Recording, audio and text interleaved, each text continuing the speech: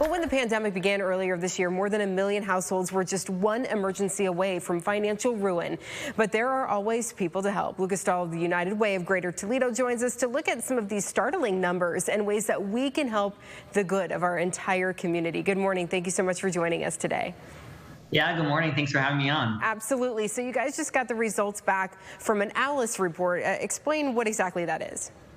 Yeah, so ALICE is an acronym that stands for Asset Limited, Income Constrained, Employed. So this is really a deep dive report into this demographic that is growing not only in our community but across our state of folks who are really struggling to afford their basic needs and to make ends meet. So again, keyword here, employed. These are individuals who are oftentimes working full-time jobs, multiple jobs, and really are unable to afford their basic needs, things like housing, food, amongst many other things that any family unit or individual would need to survive.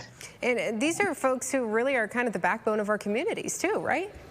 Correct. These are oftentimes your folks who would be considered your minimum wage workers, your essential workers and essential employees. So folks who really keep our local economies moving forward, our state economy moving forward, who are really contributing in great numbers and in wonderful ways.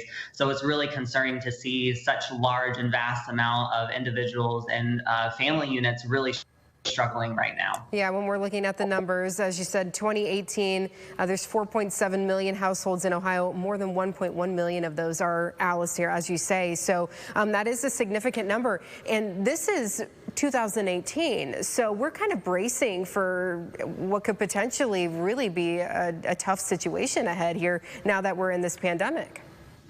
Right. In the state of Ohio specifically, our poverty rates have sadly stayed fairly consistent. So we float anywhere from 12, 13, 14% poverty.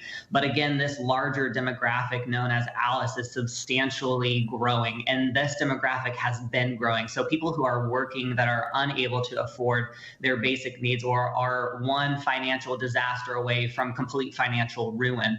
So with this growing demographic and seeing such a high population in that demographic really shows you kind of maybe what we should be bracing for after 2020. We're seeing a fallout in our economy, and oftentimes when economic disasters like this strike our country, strike our local economies, ALICE is that demographic that receives kind of the brunt of that backlash. These are the folks that really absorb the fallout of our local economies and our national economies. So it's pretty concerning to think about what data or what results could look like post-2020 after this pandemic concludes. They're the folks who, they're going to be calling up, 211 and calling the United Way and saying, we need help. And you guys are there to support them in a variety of ways. But you're going to need a boost to be able to do that too, right? Right. Yeah, we definitely need folks to, if they can, look at, how they can continue their charitable giving, their philanthropic giving. A lot of our local nonprofit organizations are doing their best to respond to these overwhelming needs that we're seeing right now in our community. And if you yourself are in need, feel free to call 211. You can also instant message us by visiting 211nwo.org and chat with a navigator as well. So if you know someone looking for resources or you yourself are looking for resources, you can always reach out to us at 211.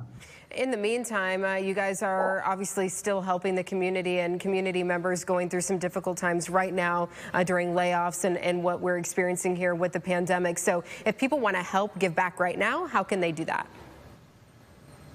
Yeah, so we're offering a lot of safe, socially distant volunteer opportunities for community members right now. You can jump onto feedtoledokids.org.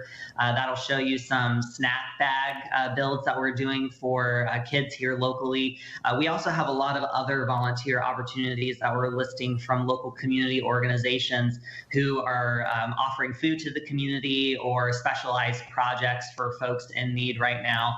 Because again, we're seeing great financial devastation in our communities, and it's going to be a really long road to recovery. So if you can give back or if you can help out, please join us. Please find ways to do that and to help your fellow neighbors out right now. All right, Lucas, thank you so much for joining us this morning. Some eye-opening numbers here to consider. Thanks for bringing us up to speed. We appreciate it. Yeah, thanks for having us on. Really appreciate it. Yeah.